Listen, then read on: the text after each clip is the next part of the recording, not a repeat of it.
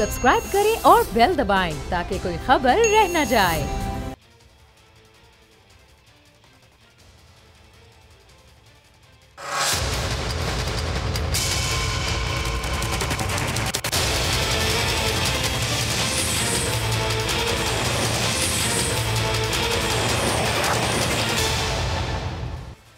अस्सलाम वालेकुम, आप देख रहे हैं प्रोग्राम बस बहुत हो गया। मैं हूं अरबाब जहांगीर। पाकिस्तान में कोरोना तबाहकुन शक्ल इख्तियार करता जा रहा है। कोरोना की तीसरी लहर इंतहाई खतरनाक और शदीद होती जा रही है। वज़ीर आज़म तो ये ऐलान कर चुके हैं कि ईद तक लोगों ने अगर एहतियात ना की तो उनके पास लॉकडाउन के अलावा कोई और ऑप्शन नहीं होगा। मगर वज़ीर आज़म को यह ऐलान करने से पहले पिछले एक साल पर नज़र डालनी चाहिए। पिछले साल फरवरी में जब पाकिस्तान में कोरोना की पहली लहर आई तो सिंध हुकूमत ने मुकम्मल लॉकडाउन में पहल की, मगर वफाक में वज़ीर आज़म से लेकर उनके वज़ीरों मुशीरों ने इस पर शोर मचाया। फिर सिंध हुकूमत के फैसले पर सियासत की कि मुकम्मल लॉकडाउन लगा तो गरीब अगर कोरोना से नहीं मरा तो भूख से मर जाएगा। लेकिन कुछ ही दिन बाद सबने देखा कि वफाकी हुकूमत ने भी पूरे मुल्क में लॉकडाउन लगाया। फिर पाबंदियों में नरमी हुई और फिर स्मार्ट लॉकडाउन लगाया गया, जिसके नतीजे में पाकिस्तान में दीगर इलाकाई ममालिक के मुकाबले में कोरोना के असरात और शरह अमवात काबू में नहीं। होना तो ये चाहिए था कि इस मॉडल को कंटिन्यू किया जाता कि कोरोना की बाकी लहरों से भी निपटा जा सके। मगर जब अपोजिशन के इत्तेहाद यानी पीडीएम ने अक्टूबर में कोरोना की दूसरी लहर के आगाज़ के बावजूद जलसों की सियासत शुरू की तो हुकूमत ने अपने ही बनाए हुए एसओपीज पर अमल करने के बजाय ऑपोजिशन को अपनी सियासी कुव्वत दिखाने का फैसला किया। इस्लामाबाद के खचाखच भरे कन्वेंशन हॉल में वज़ीर आज़म ने यूथ कन्वेंशन से खिताब किया। स्वात और हाफिजाबाद में जलसा आम मुनक्किद किए गए और फिर गिलगित बल्तिस्तान की इंतखाबी मुहिम शुरू हुई। ये वो इलाका है जहां सरकारी आदाद शुमार के मुताबिक सिंध और पंजाब के बाद कोरोना ने सबसे ज्यादा जोर दिखाया था। मगर हुकूमत और अपोजिशन सब ही जलसों की दौड़ में कूद पड़े। जैसे ही गिलगित इलेक्शन खत्म हुए, वफाकी हुकूमत को अचानक याद आ गया कि मुल्क कोरोना की दूसरी लहर की लपेट में है और वज़ीर आज़म ने पीटीआई के इज्तिमाई सियासी सरगर्मियों को रज़ाकाराना तौर पर मुअत्तल करने का ऐलान कर दिया। फिर सिंध में पीपल्स पार्टी की हुकूमत ने भी कोरोना की दूसरी वबा से निपटने के लिए बाकी सूबों की तरह एसओपीज जारी किए थे और इसके बावजूद कराची में पीडीएम का जलसा मुनक्किद किया गया। हुकूमत और अपोजिशन की सियासत चलती रही और कोरोना भी फैलता गया।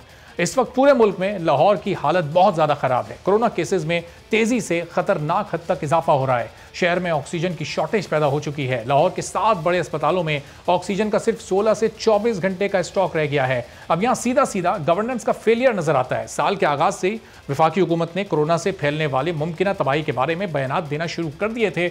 बताया गया था कि कैसे पाकिस्तान में हालात पिछले साल के मुकाबले में ज़्यादा खतरनाक रुख इख्तियार कर रहे हैं, लेकिन अमली तौर पर कोई काम देखने को नहीं मिला। मंडियां और मार्केटें दोनों खुली रहीं, ट्रेनें, जहाज, बसें सब चलती रहीं। एक जगह मुल्क में तालीमी इदारे बंद कर दिए गए तो दूसरी तरफ मुल्क में कैम्ब्रिज के इम्तिहानात शुरू हो गए हैं। तलबा के एहतजाज के बावजूद वो इम्तिहानात लिए जा रहे हैं। कैम्ब्रिज तलबा के लिए मुख्तलिफ होटल्स और पार्क्स में ये इम्तिहानी मराकज़ कायम किए गए हैं। कोई एसओपीज़ की खिलाफ वर्जी कर ले, हुकूमत कुछ नहीं करेगी। अब जब कोरोना से पैदा होने वाला बहरान हमारे सर पर गिरने को तैयार है, वज़ीर आज़म समेत हम में से बहुत से लोग अब भी ये शुक्र अदा करते नजर आ रहे हैं कि हालात भारत जैसे नहीं हैं, जहां रोजाना 3.5 लाख इन्फेक्शन के केसेस और 2.5 से 3,000 अमवात हो रही हैं। लेकिन हमें भारत से मवाजना करने की ज़रूरत नहीं।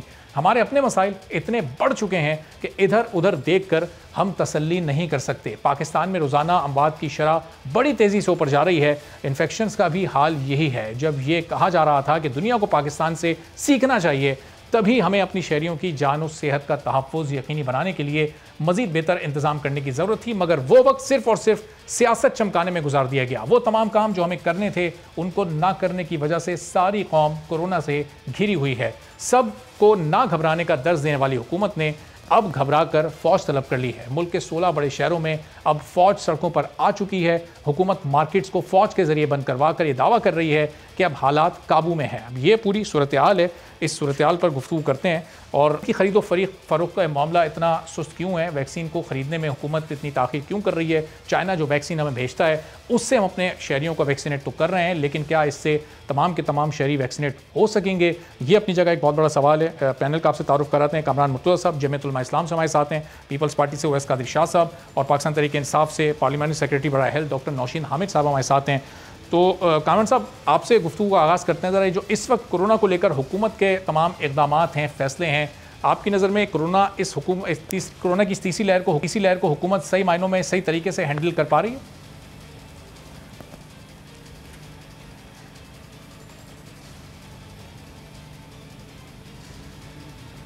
कामरान साहब को आवाज़ आ रही है? गालिबन कामरान साहब को आवाज़ नहीं आ रही। कादरी शाह साहब, अब पीपल्स पार्टी ज़ाहिर है सिंध में मुकम्मल लॉकडाउन लगा, फिर उसके बाद वफाकी हुकूमत ने भी उसको लगाया। वर्किंग रिलेशनशिप इस पर काबू पाने के लिए बड़ा इंपॉर्टेंट है वफाकी और सूबाई हुकूमत का। इस वक्त वफाकी हुकूमत की जो राह है, जो ट्रैक है इस पूरी सूरत हाल से निपटने के लिए, वो आपको दुरुस्त लग रहा है या अभी भी ये डिफरेंसेस बाकी हैं पीपल्स पार्टी और PTI के दरमियान इस इशू को लेकर? बिस्मिल्लाहिर्रहमानिर्रहीम। अरबाब साहब देखें, इस वक्त जो सिनेरियो मुल्क में डेवलप हो रहा है या जो माजी में 1-2 महीने से जिस तरीके से कोरोना तेज़ी से फैला है पंजाब में, KPK में और दूसरे हमारी जगहों पे, तो चीफ मिनिस्टर सिंध ने ये 1 महीना पहले ही इस्लामाबाद में एक जगह प्रेस कॉन्फ्रेंस करते हुए कहा था कि ये जो हम अल्फाजों के पीछे छुप रहे हैं, micro lockdown, mini lockdown, smart lockdown, ये कोई तरीक़ेकार नहीं है। Either there is a lockdown और देयर इज़ नो लॉकडाउन। अगर आपको इससे बचना है तो आपको स्ट्रेटजी बनानी पड़ेगी और सबको एक पेज पे आना पड़ेगा। हमें बहुत बोल्ड स्टेप्स लेने पड़ेंगे, तब जाके हम इससे, जिस तरह माजी में हमने इसको कंट्रोल किया, इसको फैलने से रोका गया और इसकी फैलाव में बहुत कमी आ गई जब चारों सूबे और फेडरल गवर्नमेंट एक पेज पे आ गई। लेकिन आज भी हम इसलिए भी NCOC में क्रिटिसाइज कर रहे हैं, अपना मौक़िफ़ रख रहे हैं, एहतजाज भी रिकॉर्ड करवा रहे हैं। अगर हम अकेले से हम काम करते हैं तो फिर वो डिसीशंस आ जाते हैं कि सिंध गवर्नमेंट हमारे साथ चलना नहीं चाहती, फिर वो पॉलिटिकल ब्लेम गेम शुरू हो जाता है। माजी से हमें सीखना चाहिए। मैं तनकीद के अलावा बात करूंगा, देखिए माजी में भी यही हुआ था कि फिर पहले फेडरल, आपने अपने इंट्रो में सब कुछ बता दिया कि फेडरल गवर्नमेंट ने कुछ नहीं किया, सिंध गवर्नमेंट के स्टेप्स फिर फॉलो किए गए। देखिए इस वक्त अगर प्राइम मिनिस्टर साहब ये कह रहे हैं कि हमारे हालात इंडिया से बहुत बेहतर हैं, देखिए इंडिया में ये कंडीशन 4-6 हफ्ते पहले थी, वो भी ओवर कॉन्फिडेंट रहे, वो इतने ज़्यादा ओवर कॉन्फिडेंट रहे, अब हालात उनके हाथों से निकलते जा रहे हैं। अल्लाह माफ़ करे अगर हमारे मुल्क में ऐसे हालात आए तो हमारा जो हेल्थ सिस्टम है वो किसी भी सूबे का कर ले या वो हॉस्पिटल्स भी कर ले जो फेडरल गवर्नमेंट के उसमें आती हैं, उनका भी इतना स्ट्रॉन्ग हेल्थ सिस्टम हमारे पास नहीं है जितना इंडिया का है। वो हेल्थ सिस्टम कोलैप्स कर गया है कम्प्लीटली। अब वो मदद के लिए पूरी दुनिया को पुकार रहे हैं और वहाँ पे जितनी अमवात हो रही हैं, जिस तरीके से कोरोना का फैलाव है, हमें उससे सबक सीखना चाहिए। सिंध गवर्नमेंट ने देखिए जिस तरह कहा कि अगर NCOC हमारी बात नहीं मानती, फेडरल गवर्नमेंट हमारी बात को उसको अप्रिशिएट नहीं करता या उसको कर लेते अपनी उसमें कि हमें करना चाहिए मिलके, तो हम अपने तौर पे कदम उठाएंगे। और आज हमने अनाउंसमेंट कर दी, चीफ मिनिस्टर सिंध ने वाज़े तौर पे सारी चीज़ों को बता दिया।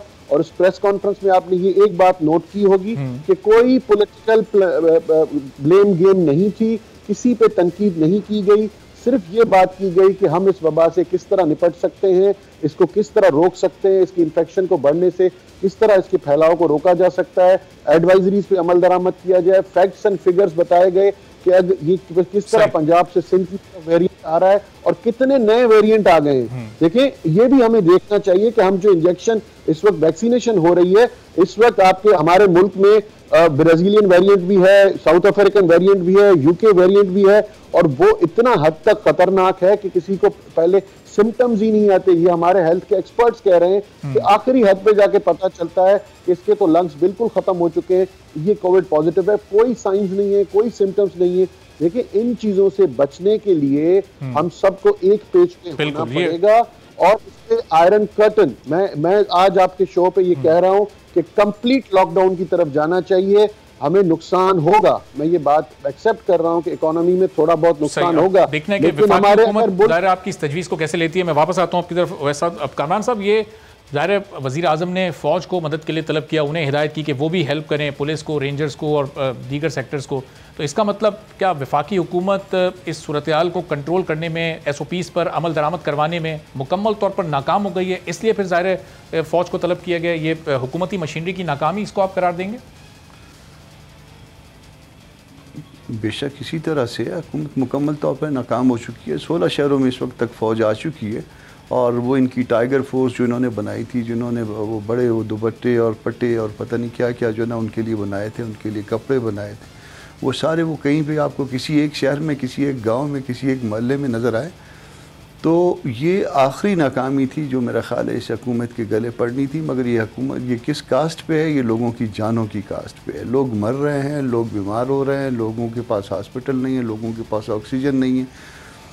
इस वक्त बुरा हाल है। ये खुदा न खास्ता अल्लाह ना करे कि ये इंडिया वाली सूरत हाल यहाँ पे ना पैदा हो जाए। वो भी हमारे भाई हैं, हम उनके लिए दुआगो हैं।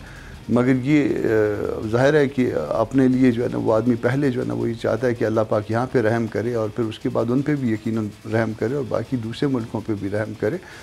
मगर ये जिस तरह से हुकूमत इस मामले को डील कर रही है, जिस तरह से कैजुअल ले रही है, मेरा ख्याल है कि बहुत बड़ी ख़राबी हो रही है इसमें।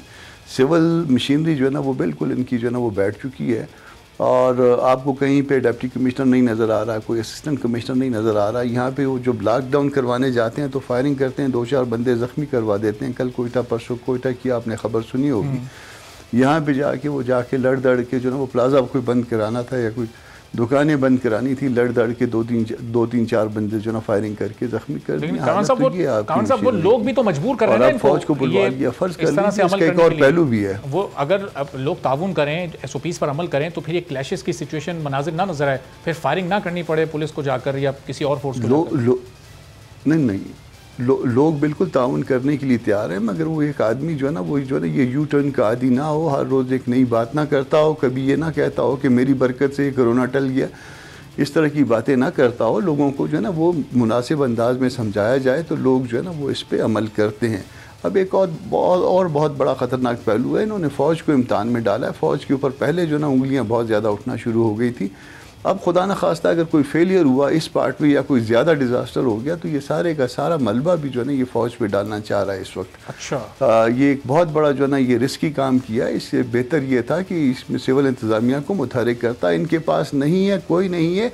हम इंसारुल इस्लाम जो है ना इंतज़ामिया के हवाले करने के लिए JUI तैयार है, इंतज़ामिया के हवाले करने के लिए, इमरान खान वालों के हवाले करने के लिए नहीं। वो आके रज़ाकारों की तरह काम करेंगे, वो आके भाईबंदी से लोगों को समझाएंगे इखलाक के साथ, प्यार के साथ, और उसके बाद जो है ना वो इस पे जो भी SOPs हैं उस पर अमल दरामद करने के लिए तैयार है। मगर ये कोई तरीके के साथ तो ये बहुत बड़ा रिस्क लिया गया है और ये फ़ौज का, और खुदा न खास्ता कोई इसमें जो है ना कोई बड़ा मामला हुआ तो ये सारे का सारा मलबा जो है ना वो उनकी तरफ जो है ना ये धकेल देगा। ठीक है, तो डॉक्टर साहब अब ये ज़ाहिर अपोजिशन जमातें कह रही हैं कि बहुत बड़ा रिस्क आपने लिया है फ़ौज को बुलाकर, और इसके बाद क्या सिचुएशन बेहतर हो जाएगी? और इससे पहले जब मौका था वैक्सीनेशन का, जिस हिसाब से पॉजिटिव केसेस और अमवात की तादाद बढ़ रही है, उस हिसाब से उस शरह से लोग वैक्सीनेट नहीं हो रहे। ये अमल इतना सुस्त रवि का शिकार क्यों है? हुकूमत वैक्सीन को ख़रीदने में इतना सुस्त रवि का शिकार क्यों है? देखिए, सबसे पहले तो मैं ये बात करूंगी कि फ़ौज की प्रेजेंस के बारे में जो इन्होंने कहा है। हमेशा जब भी हमारे मुल्क के अंदर कोई नेशनल कैलेमिटी आई है, चाहे वो अर्थक्वेक हो, चाहे वो फ्लड्स हो या कोई और इस तरह का कोई बड़ा वाक़या हो, तो हमेशा फ़ौज जो है वो सिविल इंतज़ामिया की मदद के लिए आगे आती है। तो ये कोई पहली दफ़ा नहीं है कि किसी नेचुरल डिज़ास्टर में फ़ौज जो है वो आई हो। तो इसलिए फ़ौज का आना कोई ऐसी अनहोनी बात नहीं या कोई इतनी बड़ी बात नहीं है जितना मेरे भाई उसको बयान कर रहे हैं। हमेशा नेशनल डिज़ास्टर्स में, और इससे बड़ा नेशनल डिज़ास्टर मैं समझती हूँ आज तक पाकिस्तान की हिस्ट्री में नहीं आया, बल्कि दुनिया की हिस्ट्री में इतना बड़ा डिज़ास्टर पेंडेमिक जो है वो कभी भी नहीं आया। तो ये बहुत ही अनयूजुअल हालात हैं और इसके अंदर हमें मदद की ज़रूरत पड़ती है। लॉ इन्फोर्सिंग एजेंसीज जो हैं वो अकेले अगर, क्योंकि हमारी आवाम कोऑपरेट नहीं कर रही, मैं समझती हूँ कि इससे ज़्यादा उनको क्या और एजुकेट किया जाए। आप मीडिया वालों को मैं खराज तहसीन पेश करूंगी कि डेली बेसिस के ऊपर हर चैनल के ऊपर आप लोग सब लोगों को आगाही भी दे रहे हैं, लोगों को इसके बारे में बता भी रहे हैं, लोगों को मनाजिर भी दिखा रहे हैं, हिफाजती तदाबीर भी समझा रहे हैं, लेकिन लोग फिर भी सीरियस नहीं ले रहे जा रहा है, मगर लोग समझने पे नहीं आ रहे। तो ऐसे में फ़ौज की आना जो है वो एक बहुत बड़े डिज़ास्टर के अंदर फ़ौज हमेशा आती होती है, और अगर वो आएगी तो शायद उनकी प्रेजेंस से लोगों को एहसास हो कि इस वक्त मुल्क एक क्रिटिकल सूरत से गुजर रहा है जो अभी तक लोग समझने को तैयार नहीं। आप अभी बाहर चले जाएं सड़क पे, 10 लोगों को पूछेंगे, 8 लोग उसमें से कहेंगे कि जी हम कोरोना को समझते ही कुछ नहीं है। तो ऐसे में फौज की प्रेजेंस सिर्फ इसलिए है कि लोगों को ये समझ आए। जैसे लोग SOPs को फॉलो करने को अहमियत नहीं दे रहे, वैसे ऐसा लग रहा है कि हुकूमत वैक्सीन खरीदने को अहमियत नहीं दे रही। इस वैक्सीन की अहमियत क्या है?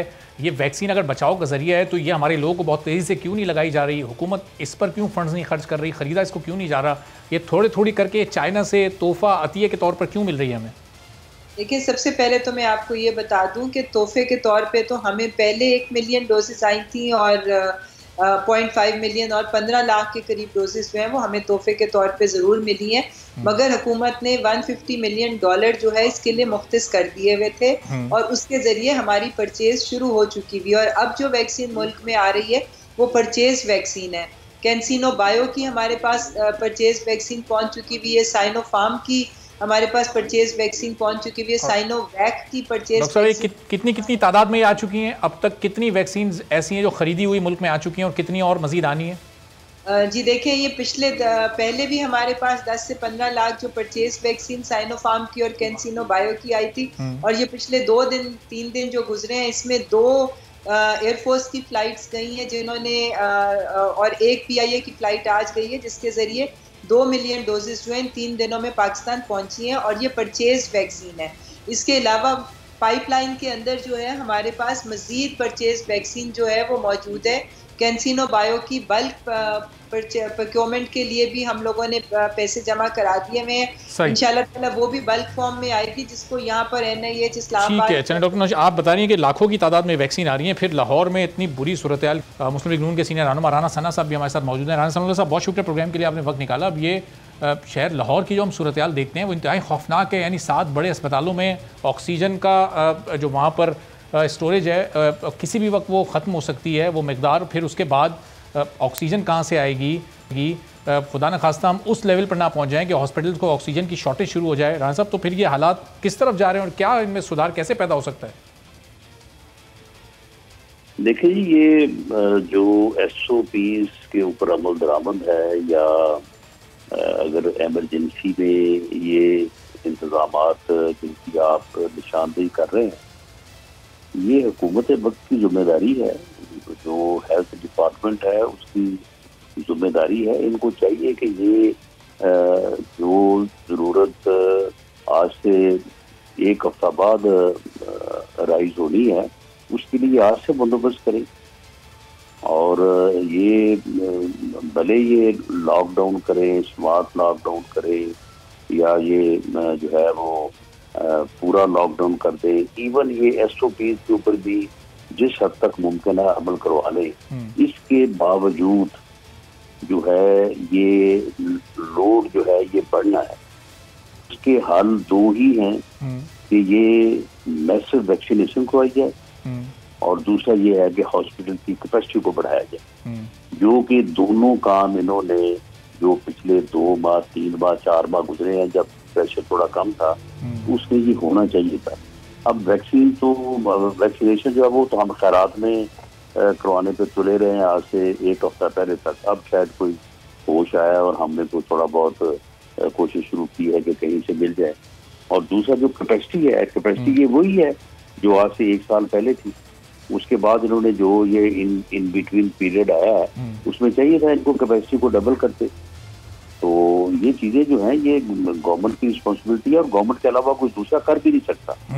लेकिन NGO लेवल पे कोई करना चाहे तो ये जो दरमियानी टाइम था राना साहब, इसमें जो आप लोगों ने तहरीक चलाई उसमें पूरी तवज्जो गवर्नमेंट की आप लोगों ने अपनी तरफ कर ली, उसमें आप डेडलाइंस देते रहे, जलसे करते रहे, और फिर जाहिर है गवर्नमेंट उस तरफ तवज्जो देने के बजाय वो आपकी तहरीक को कमजोर करने में लगी रही। नहीं, हम तो चाहते थे कि गवर्नमेंट जो है वो हमारी तरफ तवज्जो करे, लेकिन गवर्नमेंट तो ऑन रिकॉर्ड है। गवर्नमेंट कह रही थी हमें तो कोई फिक्र ही नहीं है, करें जो मुझे करना है, हमारा तो कोई सरोकार ही नहीं है, हमें तो इससे कोई ना परेशानी है ना हमें इससे कोई इसकी तरफ कोई तवज्जो मबजूल कराने की जरूरत है। गवर्नमेंट ने तो उस तरफ बिल्कुल कतई कोई ध्यान दिया ही नहीं। और ये जो मौजूदा हेल्थ का निज़ाम ये इस काबिल है कि ये इस लहर को, ये तीसरी इतनी शदीद होती लहर है, इसको संभाल सके, इसको बर्दाश्त कर सके, और ये फिर सिर्फ इस गवर्नमेंट के 2.5 साल इकदाम का या गफलत का नतीजा है? जो पिछली फिर आपकी 10 साल की गवर्नमेंट रही है वो भी इसमें कुछ हिस्सेदार है? नहीं, देखिए, ये जो कोरोना की वबा है इसके जो डायमेंशन हैं इसका पहले से तो कोई अंदाज़ा नहीं लगा सकता था। अब ये एक दफ़ा ये पिछले साल इसने जोर पकड़ा है, वो भी यही महीने थे, फरवरी, मार्च, अप्रैल, और मुझे तो अब भी उम्मीद है कि शायद जैसे ही मई में जो है वो मौसम थोड़ा सख्त होगा, टेम्परेचर बढ़ेगा, तो उम्मीद है, हम सोच रहे हैं कि शायद ये पिछले साल की तरह जो है वो इसमें कमी आ जाएगी। अच्छा। क्योंकि इसका कोई ना कोई इम्पैक्ट इसका है, क्योंकि पिछले साल भी फरवरी में, मार्च में और अप्रैल में जो एग्रेशन था वो बाद में नहीं रहा।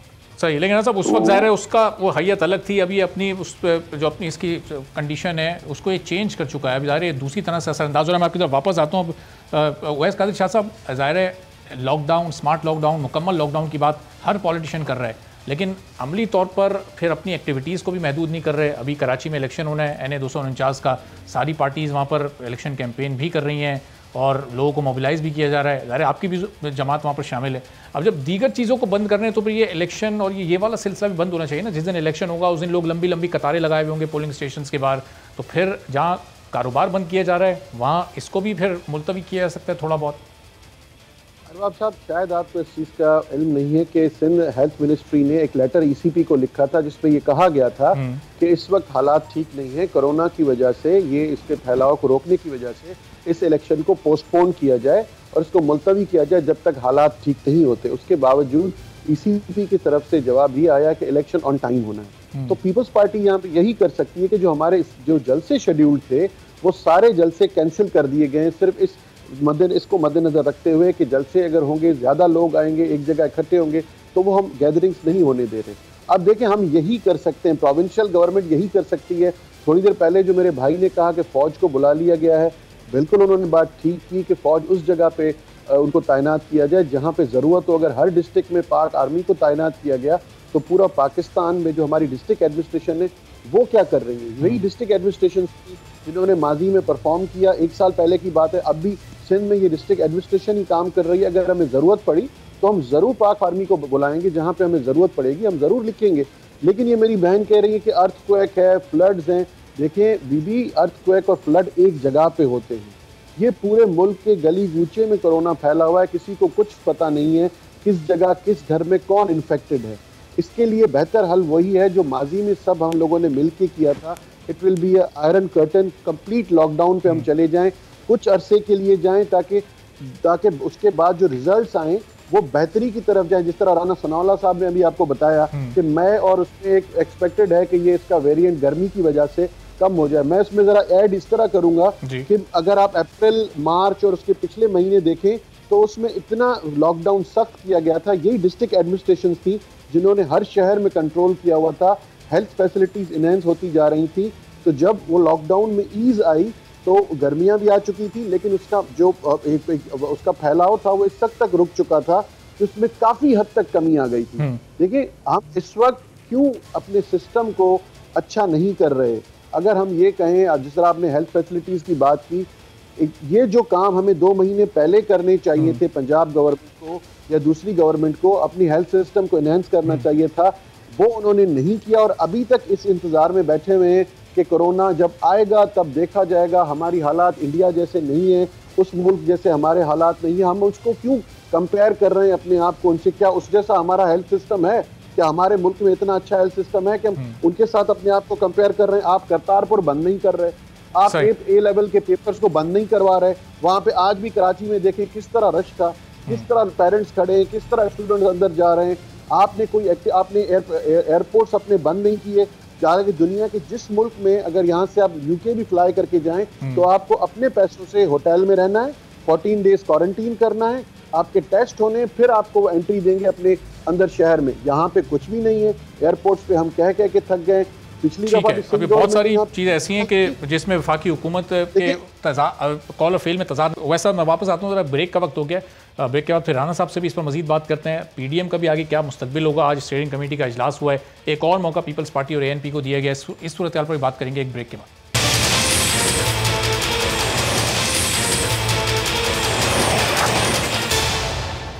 प्रोग्राम में एक बार फिर आपको खुशामदीद कहते हैं। और आज असद उमर साहब ने एक ट्वीट किया कि NCOC के इजलास में तय पाया है कि 40 साल तक के से ज़्यादा उम्र के जो लोग हैं वो अब अपनी रजिस्ट्रेशन उनका आगाज़ कर दिया गया है वैक्सीनेशन के लिए। और 50 साल से ज़ायद उम्र के लोग वॉक इन रजिस्ट्रेशन भी करा सकते हैं, जाके वॉक इन वैक्सीनेशन भी करवा सकते हैं। लेकिन फिर सवाल ये पैदा होता है कि अगर इतनी बड़ी तादाद में लोग अपने आप को रजिस्टर करवा लेंगे तो उनको लगने के लिए फिर वैक्सीन दस्तियाब हैं या नहीं है। तो डॉक्टर नौशीन साहब, अब ये वैक्सीन की क्या इतनी वाफिर मकदार इस वक्त मौजूद है? चूँकि हॉस्पिटल से भी फिर ये कंप्लेंट्स आती हैं, लोग अपने आप को रजिस्टर तो करवा लेते हैं लेकिन वहाँ उनका नंबर बहुत ज़्यादा देर से आ रहा है। ये पूरा ये जो एक सिस्टम आप लोगों ने बनाया हुआ है, इसको भी चेक करने की ज़रूरत है कि कहाँ वैक्सीन दस्तियाब है, कहाँ नहीं। रजिस्ट्रेशन ज़ायद हो रही हैं और वैक्सीन बहुत ज़्यादा कम है। नहीं जी, ऐसी बात बिल्कुल नहीं है। हमारे पास बहुत वाफिर मिकदार में वैक्सीन जो है वो मौजूद है इस वक्त, इसीलिए जो है वो ये रजिस्ट्रेशन 40+ के लिए भी अब खोल दी गई है और 50+ के लिए जो है वो वॉक इन कर दिया गया है। वैक्सीन अभी इस वक्त भी स्टॉक में भी हमारे पास मिलियंस ऑफ डोजेस मौजूद हैं और आने वाले दिनों में ये जो हमारा 28 अप्रैल को एक और कंसाइनमेंट हमारे पास काफ़ी बड़ी आ रही है और मई के महीने में भी हर थोड़े दिन के गैप के साथ हमारे पास कंसाइनमेंट्स पहुंचती जाएंगी जो हमने वैक्सीन परचेज की है उसकी। तो इसलिए वैक्सीन की इस वक्त कोई शॉर्टेज नहीं है। वैक्सीनेशन सेंटर्स की तादाद, जो मैस वैक्सीनेशन सेंटर्स है उनकी तादाद भी हम बढ़ाने जा रहे हैं और जो अमला वहाँ पे काम कर रहा है, चूँकि उनके ऊपर बर्डन ज़्यादा आ रहा है, टाइमिंग्स बढ़ाए जा रहे हैं, इसलिए उनको भी इंसेंटिव्स देने की बात हो रही है। तो मैं समझती हूँ कि इस वक्त वैक्सीनेशन का प्रोसेस जो है वो अब स्पीड अप हो रहा है और अभी जैसे आज के दिन में तकरीबन 94,000 से ज़्यादा वैक्सीन जो हैं वो लगी हैं, मगर इस नंबर को मज़ीद बढ़ा के 1 से 1.5 लाख तक लेकर जाने का इरादा है और इसके लिए सारी तैयारियां और इसके लिए फैसिलिटीज़, वैक्सीन की अवेलेबिलिटी, सेंटर्स की अवेलेबिलिटी, ये सारी चीज़ें हमारे पास मौजूद हैं और मज़ीद भी पाइपलाइन में आ रही है। इसलिए वैक्सीन की किसी किस्म की कोई शॉर्टेज नहीं है। इशू जो आ रहा है वो ये कि रजिस्ट्रेशन का प्रोसेस बहुत स्लो है। अच्छा। लोग जो हैं वो हेजिटेट कर रहे हैं, अभी भी रजिस्ट्रेशन के लिए लोग जो हैं वो सामने नहीं आ रहे हैं और रजिस्ट्रेशन जितनी होनी चाहिए उतने नंबर्स की रजिस्ट्रेशन नहीं हो रही। और रजिस्ट्रेशन ये करानी इसलिए ज़रूरी है क्योंकि हम लोगों ने एक डाटा मेंटेन करना है नादरा का, क्योंकि चूँकि ये मास वैक्सीनेशन है, हमारे पास मौजूद होना चाहिए कि कितने लोगों ने वैक्सीनेट अपने आप को करा लिया है। तो क्योंकि एक ख़ास स्पेसिफिक पॉपुलेशन तकरीबन 7 करोड़ जो है उसको वैक्सीनेट करना हमारा हदफ है, क्योंकि इतनी अमाउंट के लोग, इतने नंबर्स में लोग वैक्सीनेट होंगे तो फिर हम थर्ड तरफ जाएंगे जिससे फैलाव रुकना मुमकिन हो। ठीक है, तो कामरान साहब ये आप देख रहे हैं कि वैक्सीनेशन के लिए लोग नहीं जा रहे, रजिस्टर नहीं करवा रहे अपने आप को, और फिर लोग शिकायत भी करते हैं कि जनाब हमें वैक्सीन नहीं लग रही। तो ये लोगों की खुद अपनी रिस्पॉन्सिबिलिटी इसमें कितनी अहम है कि अपने आप को रजिस्टर तो करवाएं? ऐसा नहीं है इनको। राजा साहब मैं आपकी तरफ आ रहा हूँ, जरा कामरान साहब अपना पॉइंट मुकम्मल कर लें। राजा साहब मैं आ रहा हूँ, चंद सेकंड अगर इंतजार करें। जी कामरान साहब। हाँ, इनको या मालूम नहीं है या फिर दुरुस्त नहीं फरमा रही हैं। इनफैक्ट इनके पास जो है ना प्लानिंग ही नहीं है, प्लान नहीं है, बिल्कुल प्लान नहीं किया हुआ। देखिए ये जो थर्ड वेव है इसने अफेक्ट किन को किया है? यंगस्टर्स को ज़्यादा जो है ना, यंगस्टर्स को, बच्चों को, मिडिल एज को। अच्छा, जिनको वो अफेक्ट कर रही है उनके लिए अभी तक वैक्सीनेशन शुरू नहीं हुई है। कल परसों तक जो है ना सिर्फ 60 एंड अबव था, अभी इसके बाद 50 हुआ है और 50 के बाद जो है ना अभी तक नीचे नहीं आया और ज़्यादा जो अफेक्ट हो रहे हैं, आप इसका रेशो देख लीजिएगा, ठीक है ना जी, वो नीचे 50 से बिलो हो रहे हैं। तो इनके पास जो है ना कोई डाटा नहीं होता, कोई इनके पास प्लानिंग नहीं होती। ये इसी तरह से जो है ना वो जो जिन्होंने नौकरी दी थी उन्होंने कहा था कि अपने लिए जो है ना उधर से दाता साहब से खा लेना और हमारे लिए मांग लाना, बस ये जो जितना जो है ना चंदे पे चल रहा है या अतियों पे चल रहा है ना, ये जितनी वैक्सीन आ रही है वो तो ठीक है। उसके बाद पैसों से इन्होंने पहली दफ़ा, अभी ये चंद दिन हुए हैं, ये पैसों से पहली दफ़ा शुरू हुई है। तो जब आपने जो है ना इन्वेस्टमेंट ही नहीं करनी हेल्थ के शोबे में, लोगों को जो है ना इस हवाले से अहमियत ही नहीं देनी, तो फिर लोग ज़ाहिर है बीमार होंगे या मरेंगे, खुदा न खास्ता। ये इसको प्लान करें और इसको हंगामी बुनियादों पे ले लें, इस पर एडवांस पेमेंट करनी पड़ती हैं। ज़ाहिर है इस वक्त जो है ना पूरी दुनिया जो है इसमें इसकी डिमांड ज़्यादा है। आप कहते हैं कोई अल्लाह के वास्ते दे जाए तो ठीक है, वो अल्लाह के वास्ते जो है ना पहले 60 वालों को बांट लेते हैं, फिर 50 वालों को बांट लेंगे, फिर कोई बचेगी तो नीचे बच्चों की तरफ, जवानों की तरफ आएंगे। अनफॉर्चुनेट। सही। तो राना साहब ये सियासी जमातें ये कैंपेन क्यों नहीं चला रही? जिस तरह आप लोग जलसों में अपने लोगों को बुलाते हैं, उस तरह अगर अपने कारकुनों को बताया जाए कि जी आप लोग वैक्सीनेशन करवाएं, SOPs पर अमल दरामद करवाएं, ताकि अपोजिशन जमातें भी इसमें अपना किरदार अदा कर सकें इस पूरी सूरत हाल में। देखें, ये इस किस्म की जब आफात जो है वो किसी मुल्क पे आती हैं तो इसकी मिसालें इस वक्त भी मौजूद हैं पूरी दुनिया में कि हुकूमत जो है वो फौरी तौर पे अपोजिशन के साथ रब्ता करती है और इन चीज़ों का मिल के मुकाबला किया जाता है। लेकिन हमारी यहाँ पे मुश्किल ये है कि हमारे जो वज़ीर-ए-आज़म हैं वो इंतकाम और जो है वो यानी अपोजिशन के खिलाफ, वो तो यानी आज भी मेरा ख्याल गए हुए थे मुल्तान, वो तो किसी मौके को ज़ाया करते ही नहीं। आज भी उन्होंने शहबाज साहब को बॉलीवुड का एक्टर कहा। हाँ, तो ऐसी सूरत में जो है वो अपोजिशन के पास कोई स्पेस है नहीं कि अपोजिशन जो है वो गवर्नमेंट से ताउन कर सके। ठीक है, उन्होंने फौज को बुला लिया है, मास्क लोगों को पहनवाने के लिए। तो ये वैक्सीन वाला काम भी जो है वो फौज के स्पोर्ट कर दें और कम से कम जो है वो 500,000 से 1 मिलियन जो है वो रोज की कैपेसिटी पे जाए ये वैक्सीनेशन की। तो फिर जाके अगले 2-3 माह में पूरा मुल्क या पूरी कौम जो है वो इस मुसीबत से जो है वो निकल सकती है। सही, ये मुकम्मल लॉकडाउन भी इसका कोई हल नहीं है। उसकी वजह है कि लोगों के कारोबारी हालात और लोगों के मामले देखते हुकूमत को, ऑपोजिशन को भी अहमियत देनी होगी और ऑपोजिशन से ही बात करनी पड़ेगी। इमरान साहब, आज पीडीएम का भी इजलास हुआ, एक और मौका देने का फैसला किया गया पीपल्स पार्टी और एएनपी को। अब क्या इंतजार करेंगे अभी रमज़ान तक ख़त्म होने तक उनके जवाब का? 2 दिन बाद फिर आप लोग का एक और इजलास है, उसमें भी मजदूरी किया पीपल्स पार्टी और एएनपी को? देखिए, उन्होंने जो ये फैसला किया मैं समझता हूँ कि ये दुरुस्त फैसला है और पीपल्स पार्टी को चाहिए कि उनसे जो एक ऐसा अमल हुआ है जिसके ऊपर बाकी जमातों को थोड़ा तहफ़्फ़ुज़ात हुए हैं, तो पीपल्स पार्टी को चाहिए कि उसके ऊपर जो है वो इत्मीनान में ले बाकी जमातों को। लेकिन अब राना साहब, जाहिर है वो भी अपने मौक़िफ़ से नहीं हट रहे, आप लोग भी अपने मौक़िफ़ से नहीं हट रहे। अगर दोनों फरीक पीछे नहीं हटेंगे तो फिर दरमियानी राह कैसे निकलेगी? किसी एक को तो लचक का मुजाहरा करना कोई दरमियानी रास्ता जो है वो करनी दोनों ने भी अपोजिशन ही है ना। वो कौन सा गवर्नमेंट के साथ कोई जाके गवर्नमेंट ज्वाइन कर रहे हैं? वो ठीक अपने प्लेटफॉर्म से करें, पीडीएम की जमातें अपने प्लेटफॉर्म से कर देंगे। तो इससे फिर बात तो एक ही है ना। लेकिन फिर गवर्नमेंट के साथ उनका कोई ऐसा कोई उनका अलायंस तो नहीं होने जा रहा।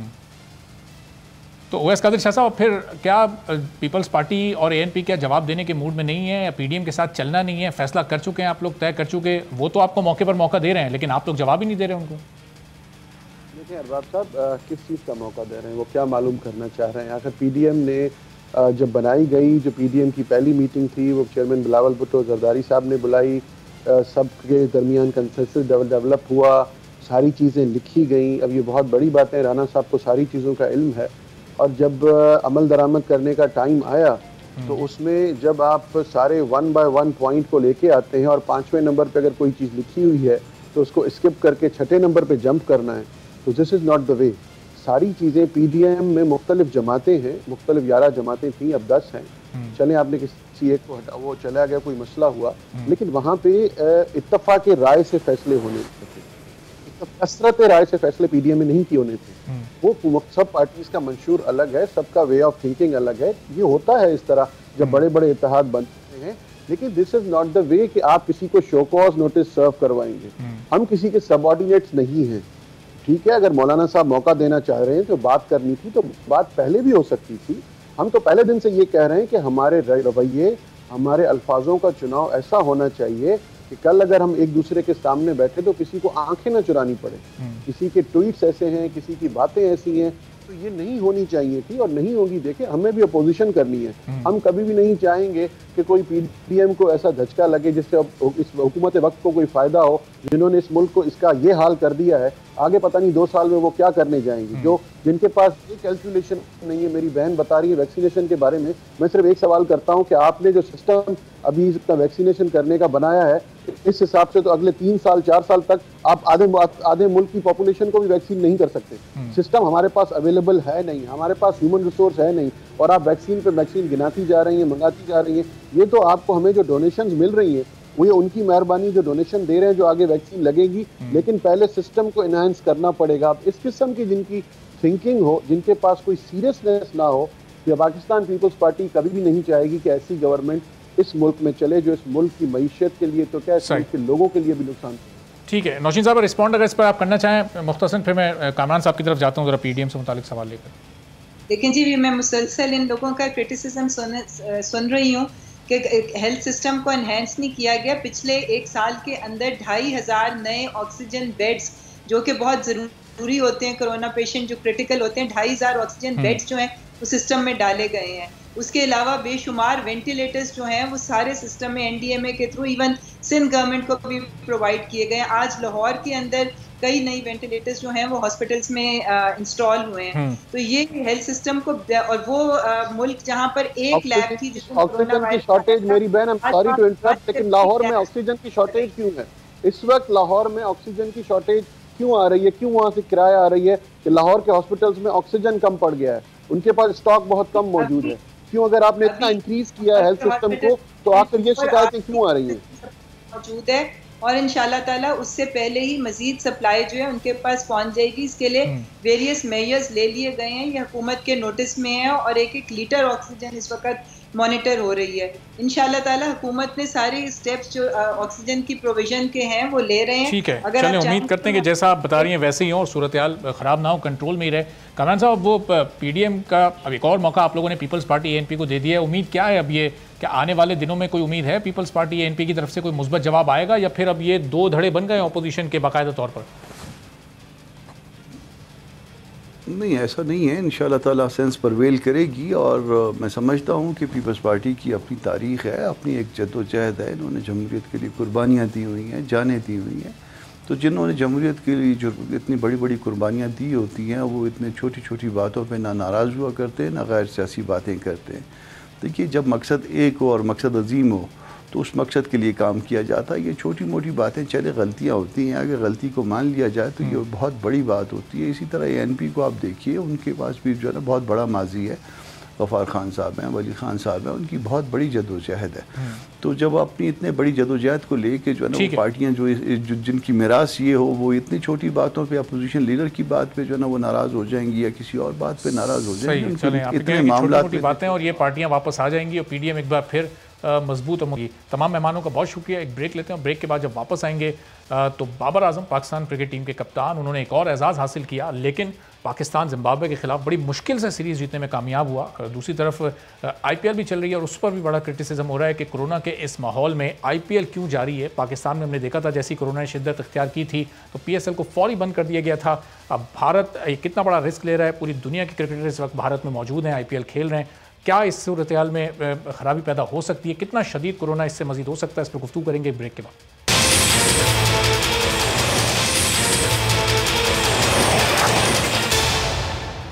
प्रोग्राम में एक बार फिर आपको खुशामदीद कहते हैं और पाकिस्तानी कप्तान बाबर आजम ने तेज़ तरीन 2000 रन T20 में कर लिए हैं। विराट कोहली को उन्होंने पीछे छोड़ दिया। जिम्बाब्वे में पाकिस्तान सीरीज़ भी जीत गया, लेकिन जिस तरह सीरीज़ जीता, जो दूसरे T20 में सब कुछ हुआ वो सबके सामने, किस तरह कौमी टीम 99 रन पर आउट हो गई।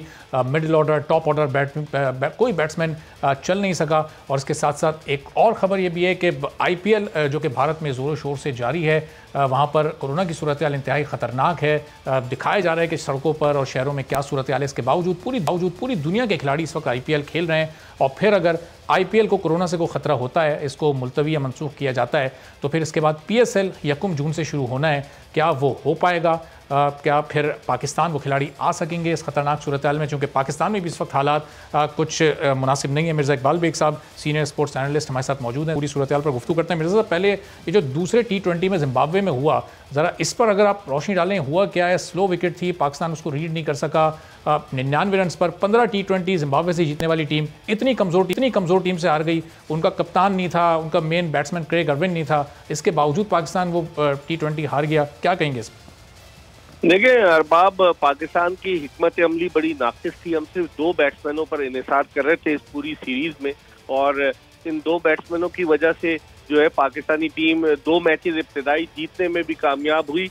और मैं समझता हूं कि पाकिस्तान की मिडिल ऑर्डर बैटिंग जो थी वो इंतहाई कमजोर थी, जिसकी वजह से पाकिस्तान को शिकस्त का सामना करना पड़ा। बाबर आजम और मोहम्मद रिजवान के अलावा आपका कोई बैट्समैन नहीं था। आप 4 ओपनर्स खिला रहे हो। आप देखें कि फखर जमान भी टीम के साथ गए हुए थे, उनको 1 डाउन पर खिला रहे थे। फिर आखिरी मैच में शर्जील खान से इनिंग्स ओपन कराई। तो हिकमत अमली सही नहीं थी, टीम का सिलेक्शन जो था वो मुतवाजिन नहीं था, जिसकी वजह से पाकिस्तान को शिकस्त हुई। और ये बड़ा लम्हे फिक्रिया है पाकिस्तान के लिए, क्योंकि अब वर्ल्ड कप जो होगा T20 वर्ल्ड कप भारत में होना है। अभी तो वहां पर भी सवालात उठ रहे हैं कि आया इसको ऑस्ट्रेलिया मुंतकिल कर दिया जाए या मुत्तहिदा अरब अमारात शिफ्ट कर दिया जाए। तो पाकिस्तान अगर एक 12वें रैंक की टीम से हार जाएगा, जिसने वर्ल्ड T20 के लिए भी क्वालिफाई नहीं किया, तो फिर यकीनन सर जोड़कर बैठने की जरूरत है और लम्हे फिक्रिया है पाकिस्तानी टीम के लिए। लेकिन अब मिर्ज़ा साहब, जिस तरह ये IPL इंडिया में इस वक्त चल रहा है, खुद वहाँ के न्यूज़पेपर्स ये अभी एहतजाज कर रहे हैं कि इस IPL को बंद किया जाए, हम इसकी कवरेज का बाइकआउट कर रहे हैं। अब क्या वहाँ पर ये कोरोना इतना शदीद नहीं है, या फिर उसके बावजूद ये IPL चल रहा है, पूरी दुनिया के खिलाड़ी भी वहाँ पर खेल रहे हैं? ये हम किस चीज़, कौन से भारत को हम सही समझें? और अगर कोरोना वाकई इतना शदीद है तो ये वो खिलाड़ी जो कि किसी मामूली सी बात पर पाकिस्तान आने से मना कर देते हैं, वो कैसे इस वक्त भारत में IPL खेल रहे हैं? पूरी दुनिया के सारे बड़े बड़े खिलाड़ी वहाँ मौजूद हैं। देखिए अरबाब, लोग कहते हैं ना कि सबसे बड़ा रुपया भैया, तो सारा ये रुपए का खेल है, सारा डॉलर्स का खेल है कि लाखों डॉलर्स मिल रहे हैं खिलाड़ियों को, और जिस तरह से वो पार्टिसिपेट कर रहे हैं अपनी जिंदगी खतरे में डालकर। आप सही कह रहे हैं कि हैरान है लोग कि इतनी, क्योंकि स्पॉन्सरशिप बहुत बड़ी है IPL की, तो वो उसको खत्म नहीं करना चाहते। खासतौर पर तमाशाई अगर नहीं भी आ रहे तो टीवी राइट्स के जरिए जो उनको कमर्शियल्स मिल रहे हैं IPL के जरिए, वो उसमें इतना पैसा इन्वॉल्व है कि वो एक लम्हे के लिए सोचने पर मजबूर है। आपने सही कहा कि गैर मुल्की खिलाड़ियों ने रफ्ता रफ्ता अपने मुल्क जाने का फैसला कर लिया है। मुझे तो जो वर्ल्ड कप T20 है उसका इनेकाद भी मुश्किल नजर आ रहा है, क्योंकि 9 शहरों को भारतीय क्रिकेट बोर्ड ने ICC को सजेस्ट किया है। तो IPL जारी रहना एक हैरान कुन बात है। और आपने बिल्कुल सही कहा कि पाकिस्तान में अगर होता तो खिलाड़ी भाग जाते, लेकिन क्योंकि लाखों डॉलर्स का कॉन्ट्रैक्ट है उनका, तो इसलिए वो पैसे के चक्कर में जो है वो अपनी तमाम तर सिक्योरिटी को भी रिस्क पर डाल रहे हैं और वो खेल रहे हैं। कुछ तो चले गए, कुछ खेल रहे हैं। अब देखें ये IPL मुकम्मल होती है या नहीं, मुश्किल नजर आ रहा है। लेकिन साहब, ये तीसरे शहर में आज IPL शुरू हो गई है। मुंबई और चेन्नई के बाद आज अहमदाबाद में मैच हुआ, तो इसमें ICC का किरदार कहाँ है? वो फिर ये तमाम बैनुल-अक़वामी बड़े बड़े खिलाड़ियों की ज़िंदगियों को क्यों ख़तरे में डाली हुई है उसके सामने, और वो कोई अपना किरदार अदा नहीं कर रहा? वो क्यों इसको बैन नहीं करवा रहे? देखिए ICC को अरबाब इंडियन क्रिकेट काउंसिल कहा जाता है, इंटरनेशनल क्रिकेट काउंसिल नहीं, क्योंकि भारत का इन्फ्लुएंस बहुत ज्यादा है। और जो ICC के मेजर इवेंट्स हैं उनमें स्पॉन्सरशिप है वो भारतीय कंपनियों की, क्योंकि भारत की मार्केट बहुत बड़ी है। तो शायद इस वजह से भी वो ICC जो है वो आंखों पे पट्टी बांधे हुए है, क्योंकि अभी जो ICC के चीफ एग्जीक्यूटिव थे मनोज सोहानी, उनको सस्पेंड किया गया है। वो भारतीय थे और उन्हें सस्पेंड किया गया है, कुछ निकले कुछ मामलात ऐसे। तो लगता यही है कि ICC ने आंखें बंद कर ली हैं पैसे की वजह से, और अब ICC में इन्फ्लुएंस भी भारत का है, तो इसलिए। और आपको पता है Big 3 था, अब Big 3 का क्या होगा? जो ICC ने जो पहले इंग्लैंड, ऑस्ट्रेलिया और भारत ने मिलकर एक ग्रुप बना लिया था, एक माफिया बना लिया था।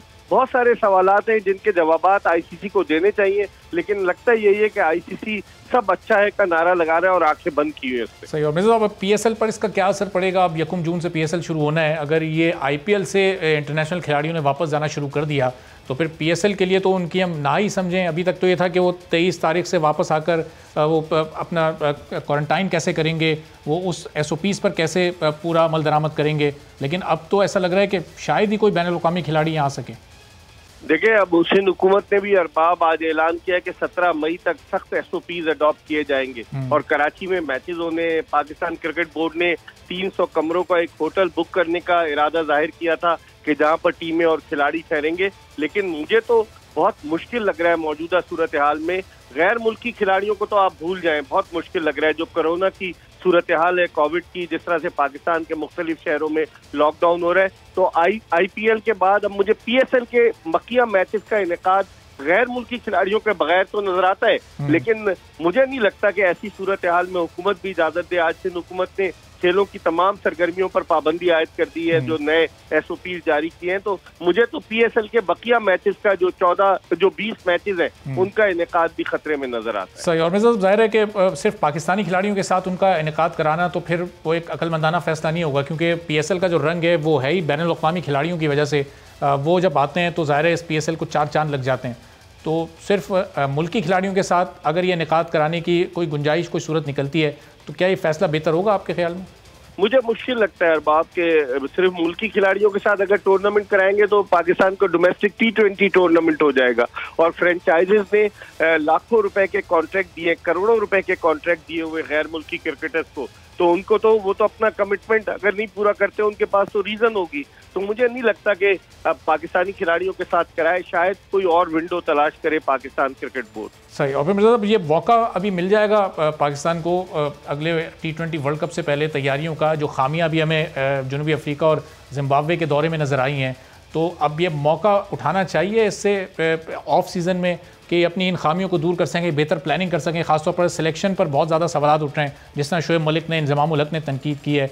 अब ये मामला कब बेहतर हो सकेंगे हमारे मुल्क में?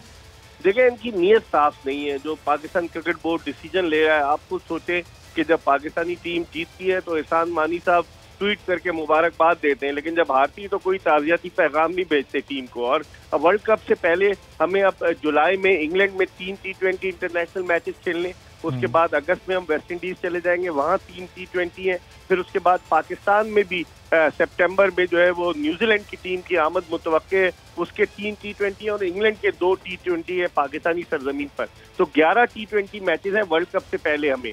तो अब देखना ये है कि आया इन मैचेस में वही तजर्बात का सिलसिला जारी रहता है या नेक नियति के साथ ईमानदाराना अंदाज से, जो हमारे चीफ सेलेक्टर हैं उनको तो लोग अब लैपटॉप चीफ सेलेक्टर कहते हैं, मोहम्मद वसीम को, तो आया खिलाड़ियों का इंतखाब मेरिट की बुनियाद पर होता है, पसंद नापसंद की बुनियाद पर होता है, और बाबर आजम का इनपुट शामिल होता है या नहीं होता, ये ऐसे सवालात हैं जिनके जवाब सब जानना चाहते हैं। ठीक है, बहुत बहुत शुक्रिया मिर्ज़ा इकबाल बेग साहब, सीनियर स्पोर्ट्स एनालिस्ट हमारे साथ मौजूद थे। गुफ्तगू आपने मुख्तलिफ मौज़ूआत। आज के प्रोग्राम से इसी के साथ इजाज़त दीजिए। अल्लाह हाफ़िज़।